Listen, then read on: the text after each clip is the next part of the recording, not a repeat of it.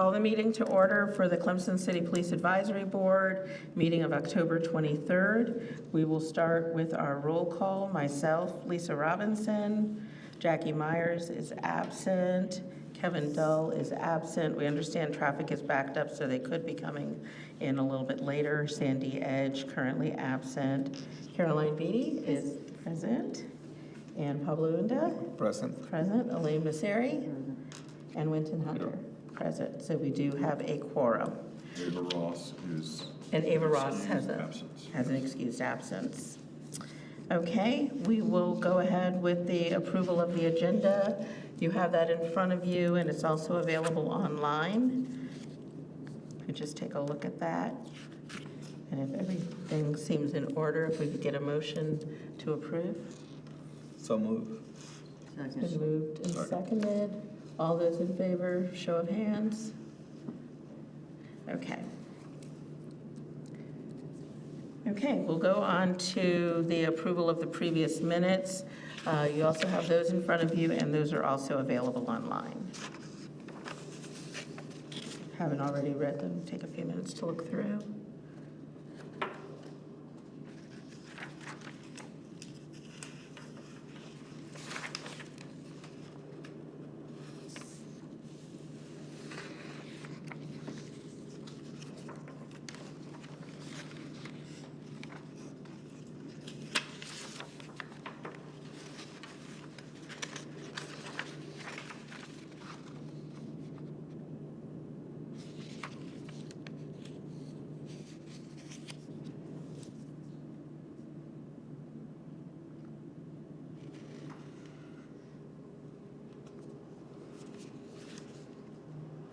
If everything seems in order, can we get a motion to approve? Motion to approve. It's been moved. Do I have a second? Second. Okay, it's been moved and seconded. All in favor of approval of the minutes with the hand vote? Aye. Any opposed? No abstentions? We can proceed. So we'll go to citizen comments. So those are limited to 3 minutes per person. We do have more people in the gallery today, but I understand they are visiting Clemson students, so welcome. I think it's everyone from business law. All right, thank you. It's good to have you all here. Okay, do we have anyone for comments? Okay. Anybody have a question? Nobody wants to get up and say anything. That's fine. If you have a question later, you're welcome to come up afterwards and ask us. Okay, we'll move on then to the department status staffing review. Chief?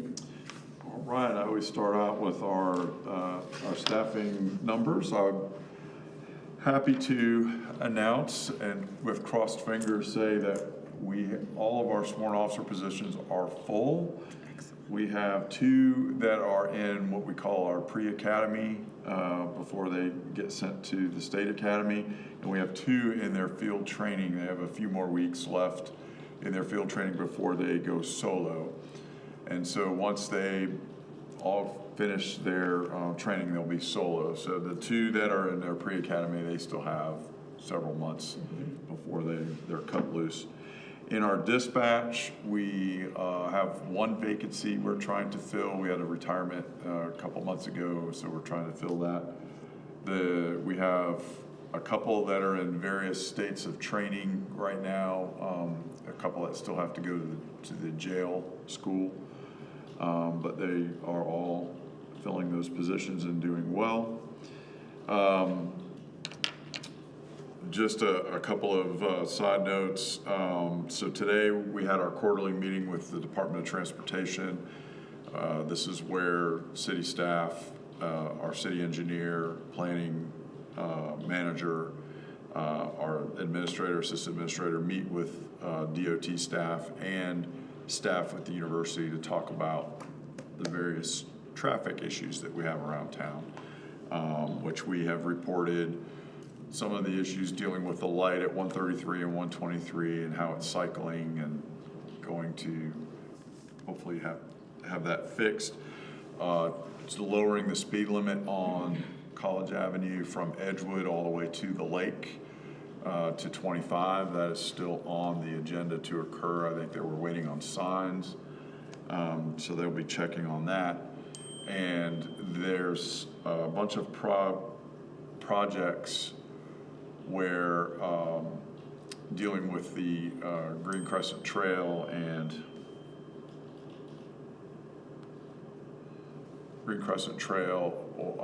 and some of the roadway improvement projects along in different places along Berkeley, some crosswalk improvements.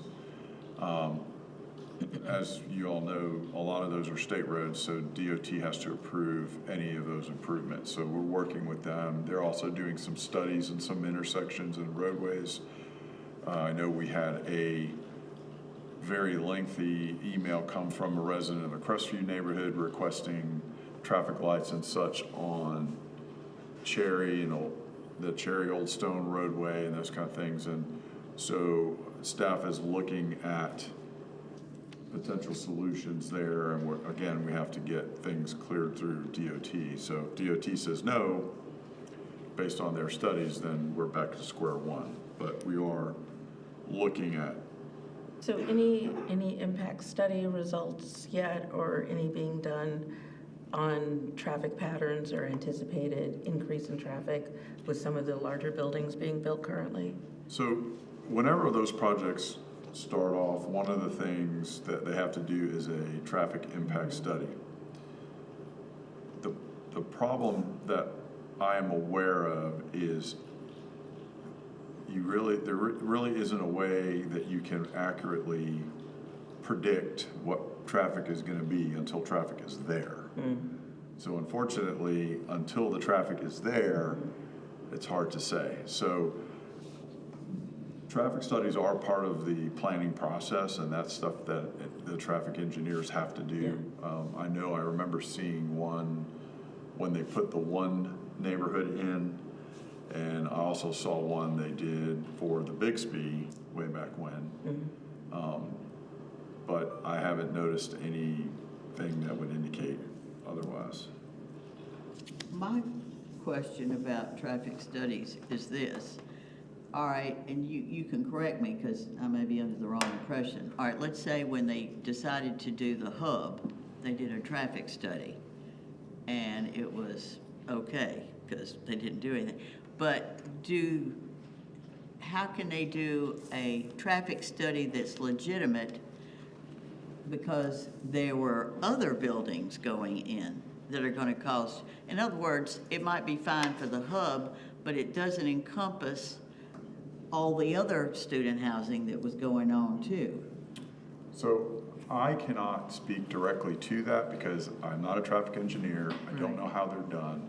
But what I can do is ask our city engineer if he's willing to come to our meeting and try to explain how those traffic studies are done. Because he would know that better than I would. That would be a good presentation to have. I mean, did I make sense with that? I mean, You did, however. it's the whole picture to me. True, but I would also say people make an argument a lot of times, and there are many elements that are not considered. So for instance, and I'm just going to use round numbers. Say you have a 500-bed complex, and everybody assumes there's 500 cars, and where those 500 cars are going to go? Well, part of that is when will those cars be on the road? Because they're not all going to go at the same time, like the end of a football game. They're not all going to leave at 8 o'clock. They're not all going to come back at 12 o'clock. They're not all going to leave again at 5 o'clock. There's various parts of the day that traffic is coming and going. There may be formulas or something that are used to predict that based on the number of cars. I don't know. That's something an engineer would have to tell. And I do know that they take the roadway's current condition into consideration. They grade roadways on a letter grade based on use, and they take pedestrian use, a lot of those things into consideration. Again, I don't know them intricately enough to know. That would be good for a presentation. Yeah. So I will ask and see if that's something he's willing to do, and Okay. for a future meeting. Yeah. So speaking of traffic, I wanted to show you a tool that we just got this year.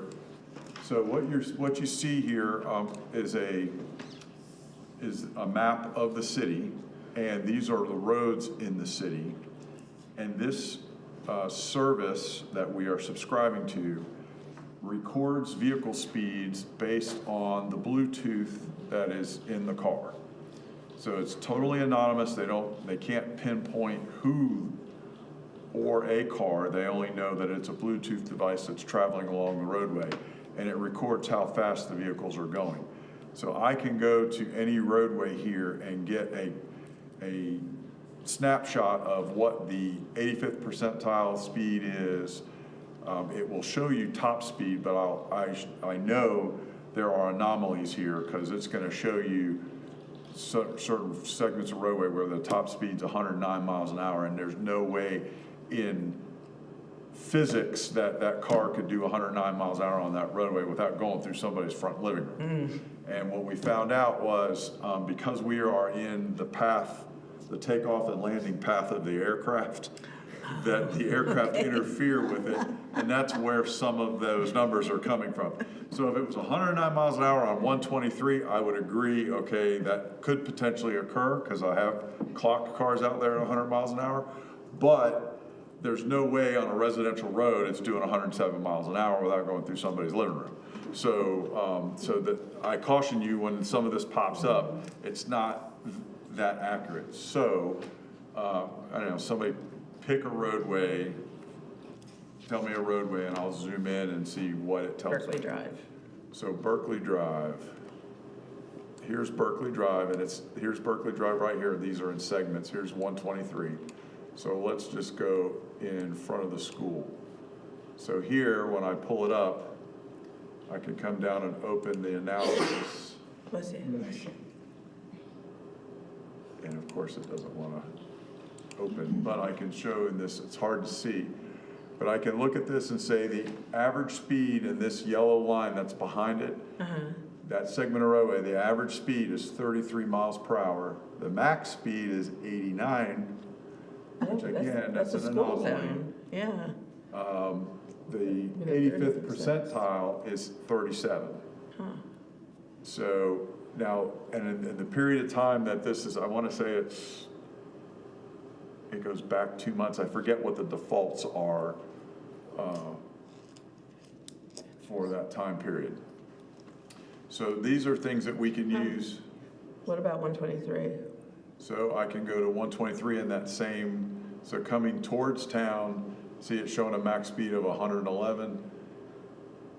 Possibly somebody went through there 111, not likely. I'm thinking it's one of those anomalies, but the average speed there is 57, the 85th percentile is 63. What was one of those roads that we had some citizens who were discussing before? Do you recall? You talk about Lawrence, the gentleman that came in Yeah. and talked about Lawrence? I'm trying to remember which roadway he was speaking of. He was talking about Lawrence Road. Or, Yeah, because Clemson 1 is on there now. Right. And it was all residential, older homes. yeah, before. here's Lawrence Road here. It's off of Old Central. Here's Lawrence Road right here. So he lives, I think, on Fern Street, Fern Circle. Right? But this is Lawrence Road here. So the 85th percentile on that road is 25 miles per hour. The average speed is 20, and the max speed is 46. And when I go further down, it's not showing any information. There's a bunch of NAs there, probably because it's a new road. But Fern Circle, average speed's 13 miles per hour. So.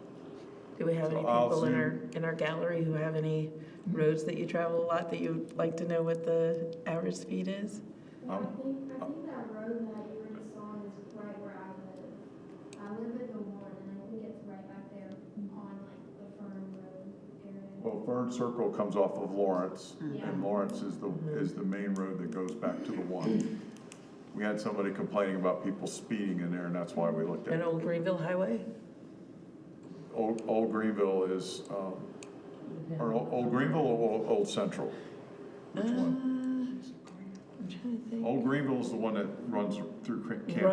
Right, but What about I'm trying to think of where the folks are It's Sequina. speeding across, like, What's this Sequina been doing lately? Lots of votes for it. Those in red. All right, what part of Issaquena? The lower part is the worst, going into Pendleton Road, right at Berkeley, where Berkeley comes into it. oh, okay. The two I know what hills. you're talking about, yeah. All right, so here it is, right here. It says average speed 39 miles per hour, 85th percentile 43. They're slowing down there to go to Berkeley, right? Well, that's That turn. right before Berkeley. If you go, so it's got a couple of segments in here. So right before Berkeley, coming down the hill, average speed is 36, 85th percentile is 42. And a little further up the hill, it's 36, 42, they're all about the same. Would that have any, like perimeter road Yes. would be on there? What part of Perimeter Road? Here's Perimeter Road, it goes all Or, the way through. Right off of 76. yeah, So yeah. right there, right before the intersection, average speed 25, 85th percentile 36. Now again, Because when this it's is- clear, these are- I see a lot of these people. are all kinda- averages too. That's not yeah. saying people don't speed, it's just Yeah. saying what the average Yeah. traffic or the 85th percentile of the traffic that's going through That's there. interesting. So can anyone access this? Is this No, this is a available paid just service that internal? we are using now. So what this helps us do, instead of when people ask for speed studies, we had to go put devices out on the road, track it for 4 weeks, bring the information back, number crunch it. Very time consuming. This, it's already done. We get the request, we pull it up, we see, the engineer sees what these numbers are saying right away. That's great. And then it's just kind of, so I just kind of want to show you some of the tools that we're using now to show that information. So I'll give you an example, let's see. We got a complaint recently on Cherry Road right here. So this is Old Stone, and it goes, then there's Cherry Road that goes down here, Stadium. Yep. Okay, Yeah. we got a complaint right in here. And so, again, shows max speed 107 miles an hour. There's no way the car went through there at 107 miles an hour because they would be in the trees or in the ditch. It just physically can't go that fast. Believe me, I've chased people through there, I can't go that fast. But the average speed is 38, the 85th percentile is 44. But I go out there and do speed enforcement, and I catch people doing 50 and 55 all the time. So again, you're dealing with averages. So what we're trying to see is what is the majority of the traffic going through there doing to warrant, because a lot of times, again, the speed studies or requests for traffic calming, speed bumps, those kind of things, and that's what we're looking to see. Do we really need to put a speed bump there if the majority of the traffic is not going over the speed limit? Those types of things. But just a tool there that I want to show you. Just an update on our new guns that got approved for this budget year. I hear they're supposed to be coming in November. The manufacturers got inundated with orders, so we're waiting on them to get them here. And so then we'll go through our training. But if you remember, these are the ones that have the optic sights on them to help the shooters be more accurate in their shot placement. And so we're looking forward to that. Our cars are still sitting at the upfitters because They were being wrapped or something? They were putting no, something on? we're getting all the cages and everything put in them. But what slowed us up was some of the equipment came from overseas, and based on the national things that are going on, it slowed up getting things here. So we're being told once everything gets here, they'll get up right on them and get them out. And just last, I just returned from the International Association of Chiefs of Police Conference, which was in Denver. It started Saturday and ended Tuesday. A lot of good information, a lot of up-to-date legal information based on everything that's going on around the world. More classes than I can even attend. I mean, because you had 20 classes going on during the same time slot, so I had to pick one during that time slot. But also all the vendors that you could possibly imagine that cater to law enforcement work, from medical to vehicles to weapons to training to software. The big topic of discussion is AI and how AI can be used for law enforcement, and all of the AI products that are coming out for law enforcement. So a lot of companies moving down that road. Not to mention, and you know, we have our automatic license plate readers as well as our surveillance cameras that we have downtown. And so looking for products now where you can marry those products together under one platform, and when using AI to look for vehicles, look for people in those recordings, and finding a platform, we can just go to one location to do that. So that's something that we'll try to integrate here. You know, I saw a program that plots our traffic crashes more up to date than before. You could overlay it with like a program like this and see where the speeding is occurring and our crashes occurring in the same place, to get a better picture. Because a lot of people assume that crashes are occurring in a specific place. It's because of speeding. Well, maybe it's another thing causing the crashes and not the speeding. So a lot of very interesting things out there that are coming to the forefront. A lot of vendors. Back with a wish list.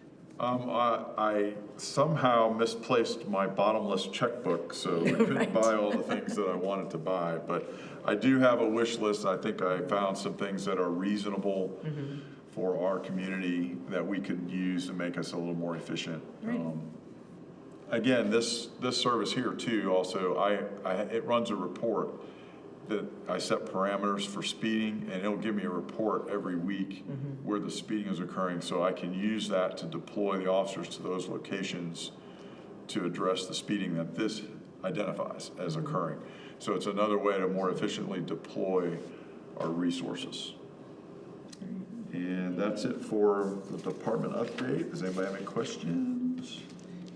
And so by like February, you think we'd be fully staffed, that everyone is out of their training and? No, that's too soon. The ones that are in the pre-academy, because of the upcoming holidays, the academy closes down and those kind of things, so it's going to Okay, so push like it a into few the more spring. weeks. Yeah. So I would say mid-spring, is as long as everybody stays healthy and finishes their training on time and so on.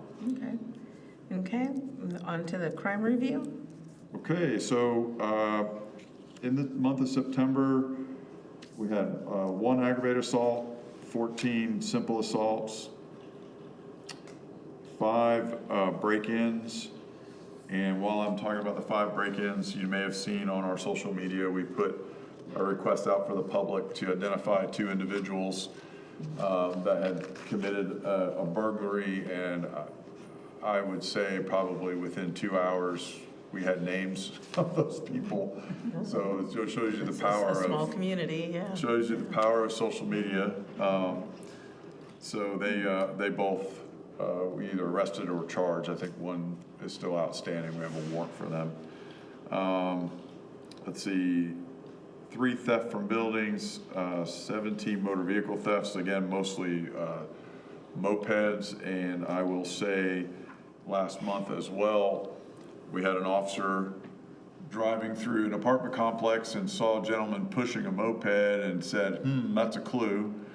Got out with him and found out that he was in the process of stealing multiple mopeds and is a suspect in other moped thefts. So the officer did a great job, and the apartment complex helped us out a lot because we had him on video. going through there. So let's see, that was 17 thefts from motor vehicles, I'm sorry, so, and then 10 motor vehicle thefts, which were mostly mopeds. Let's see. We had 16 drug or narcotic charges last month. We had 10 DUIs last month.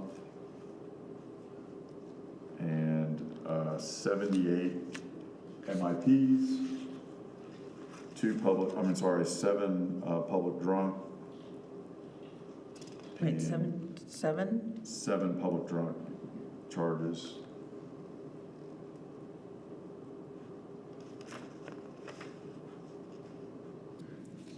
And how's the ID scan working? I was just gonna ask that. That system for checking, that They they're use kind of it. piloting at some of the bars? So not all the bars continue to use that service. They've chosen another product. But we're still coming across fake IDs like crazy. The officers, one of the things that we find is a lot of times the officers will just take the fake IDs versus charging. Some will charge, but they almost all are Give a getting hit warning and with take the ID MIP, from them. right? And then finally, we have, I did not get the report on some of the reports were delayed last month. I don't have the number of traffic stops conducted. I think the last time we looked, it was close to 700, but but they wrote 573 citations last month. So the numbers keep going up. Does that coincide with football weekends at all? I doubt it. I think it's in between that time because football weekends, we are so strapped. It's hard to do Yeah. traffic stops during a game day, I should say. Now, the Friday before or the Sunday after, they definitely have more time to do that activity. Usually the one you see pulling people over during a football game is me. And maybe one of my command staff that's not as committed to running an intersection or something like that, so. Has there been anything with the new golf cart Yeah. ordinance? Has been, like, just probably warnings? Well, no, we've There's the new issued, cell phone law we've issued too, right? tickets. The cell phone law is all warnings. But the golf cart, there have been some golf cart charges. We've almost towed 2 recently, but the owner came back before the tow truck hooked up to it. The parking folks downtown are still dealing with people parking them wherever they want. So they're issuing citations to them or towing them.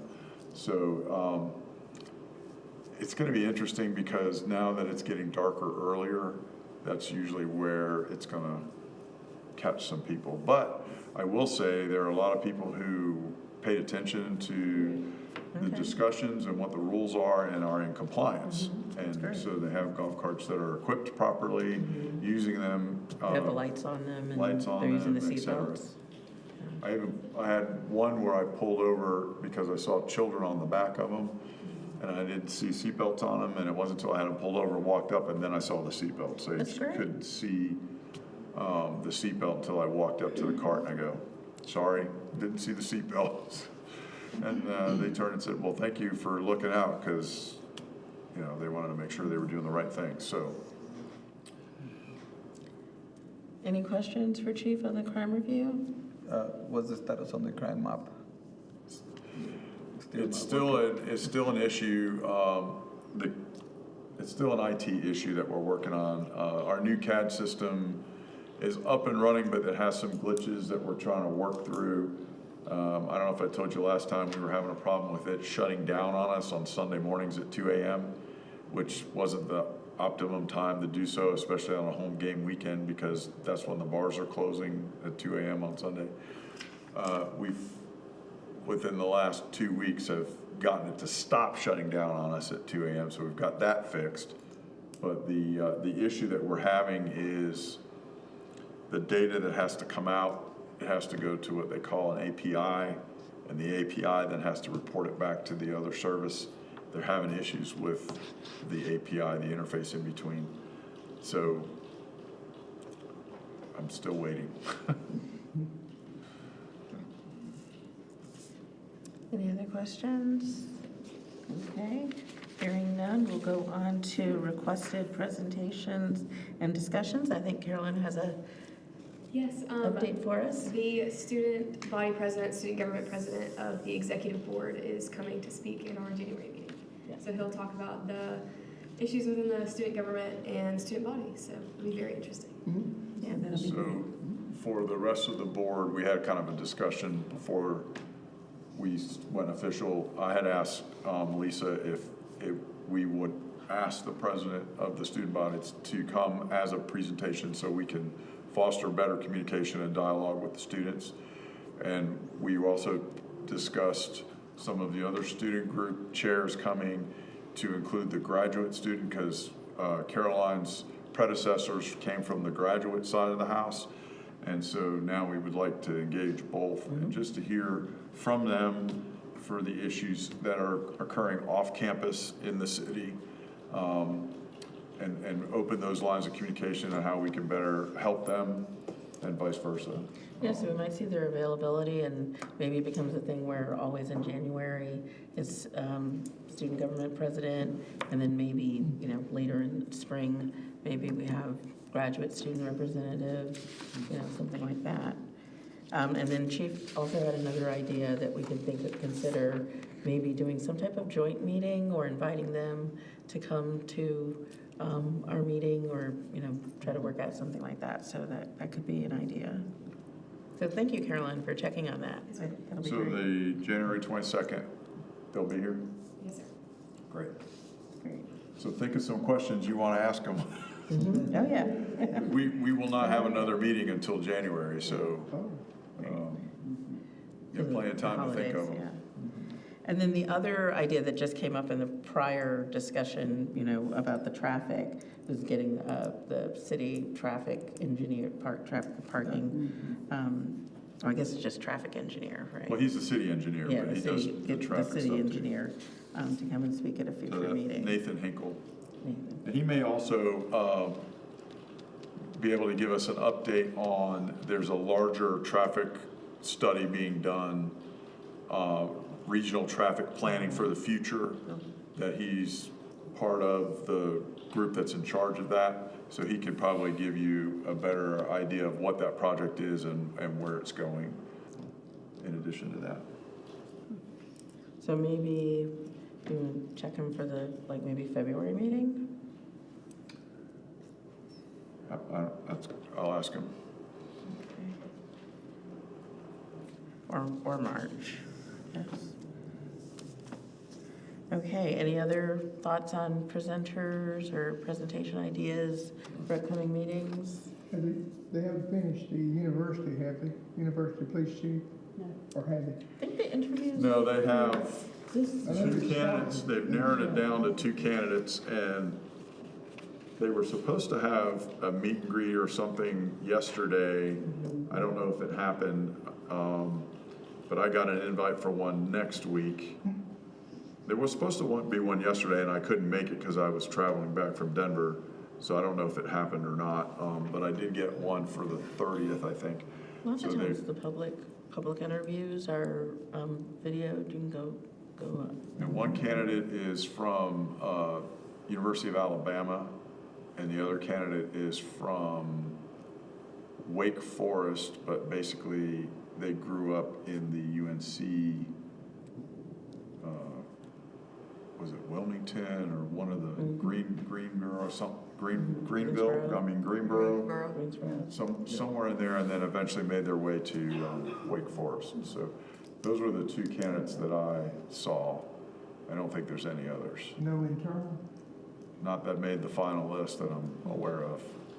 So when they have somebody selected, it'd be a good opportunity to have them come and speak with us. It may be a few months after they're Right, selected. yeah. They're going to be in a Time. whirlwind. Yeah. All right. Anything for board member open discussion? Anything citizens have passed on to you? Any issues? Anything to discuss? Elaine, I'm looking at you because you almost always have something. And I know you hate this word, Issaquena. But I've sat there at Delwood, and it is terrible because the problem may not be so much the speed, it's almost a combination of things. It's the combination of the speed, but the hills are like this, right at the Berkeley. And you can't, and you're pulling out, and the next thing you know, well, 40-something miles an hour, they're on you. Mm-hmm. That's what I see. And I know everybody else does. I'm Yeah, just bringing. I agree with you. When I go through those neighborhoods and I pull out, I have the same Yeah. experiences. The only thing that we can do is continue to ask DOT to monitor that, because Issaquena and Berkeley are both state roads, and Yeah. they're the ones that would make the determination whether something needs to be done. But I agree with you. I mean, just like we talked about Cherry and Stadium, it's the same thing. It's a hill on either side. Yeah. You're either coming down a hill coming from Perimeter, or you're coming down a hill coming from Old Stone. Right. And you're going downhill and then going back uphill. I mean, it's the dynamics of the road and how people use it. And I wondered if, it's a state road, so that's a state road, right? Which one? Berkeley. Berkeley's a state road. Because I was wondering if it would help, because on the Berkeley side, when you're facing Issaquena, the city owns that property on the left. That's the gonna be park. part of the Green Crescent Trail. Yeah, and I just wondered if a turning lane would help the people on Berkeley, so it's not backed up Berkeley so badly. But that's city property. It's that park they bought, the house that goes underwater Yes. occasionally, yeah. I don't know where the property line goes to. I know they have that house and the parcel that the house is on. And I know they're putting the Green Crescent Trail through there, but I don't know what the plans are. I haven't seen them. And that's something you can ask Nathan He's Nathan, when he comes. yeah, I will. You said something else that Is that reminded too me. small of an area to have a light there? I don't think it's I don't know the exact parameters that I mean, it's that heavily DOT. traveled. Well, you could make that same argument about Cherry going from Perimeter to Old Stone. That's very heavily traveled, and they don't put a light there. So I don't know what the parameters are to necessitate a light. Yeah. 17 vehicles the other day backed up. 17 17 vehicles vehicles backed up backed on up. Berkeley, yeah. Yeah, well, at the same token, on Issaquena at Oh, yeah. Shirley, Oh, yeah. certain parts of the day, it'll back up several vehicles too, based on the volume of traffic and the time of day. So I don't know if that's something, if queuing is something that they prioritize in their study. But there was something I'll think of it later. Can't think of it right now, but. That might be I'll try to tell people, because people are, if Nathan can come in January, for the public to know, because people are really interested in. Well, we're having student government in January, but maybe February or March. Yeah, whenever he's coming, February, March, or whenever might be a good thing to put it on next door or some kind of social media to let them People know. might be interested. Okay, if there's nothing further, Everybody ready for Halloween? I know in Country Walk, we have Yes. occasionally some police officers out there. And whether you got your lights on or off, but it's a busy area. yes, it is. All along Berkeley is very busy during that time, indeed. Coming up is busy too. Yeah. The Tuesday, the 28th, is the downtown trick-or-treat event for the city, so that will be happening. I think we're shutting the road down, right? Yes. Yeah, we're shutting down College Avenue. All right, if we don't have anything further, we can get a motion to adjourn. Motion adjourned. It's been moved, second? Second. All in favor? Show of hands. All right, we are adjourned. Still have to be- Thank you all.